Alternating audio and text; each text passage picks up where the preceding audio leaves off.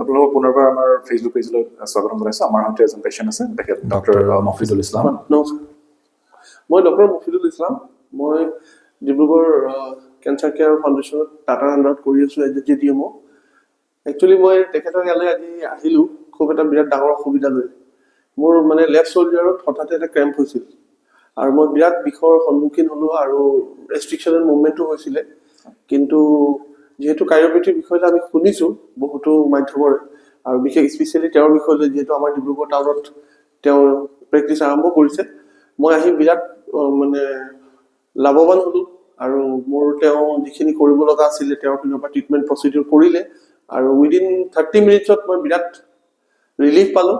আৰু মই as a being a doctor without medication, without radiation তেওঁ এইখিনি কৰিলে, সেইটো কাৰণে মই ধন্যবাদ দিছোঁ তেখেতক। আপুনি অহাৰ আগতে হাতখন মুভমেণ্টত হয় হয় বিৰাট অসুবিধা পাইছিলোঁ আৰু মই ইভেন হাতখন অকণমানো মুভমেণ্ট কৰিব পৰা নাছিলোঁ, দাঙিব পৰা নাছিলোঁ। এতিয়া মই আপোনালোকৰ লগত বহি আছোঁ, হাতখন লৰাইও আছোঁ, দেখিছে বোলে, বিৰাট ভাল পাইছোঁ আৰু মই ৰিলিফ পাইছোঁ। আৰু মই বিং এ ডক্টৰ, মই কি ক'ম, এইটো ন' ৱৰ্ডছ আৰু this treatment is very good. Let's hope for better in upcoming future for him also and the patients of Dibrugarh also. Thank you. Thank you.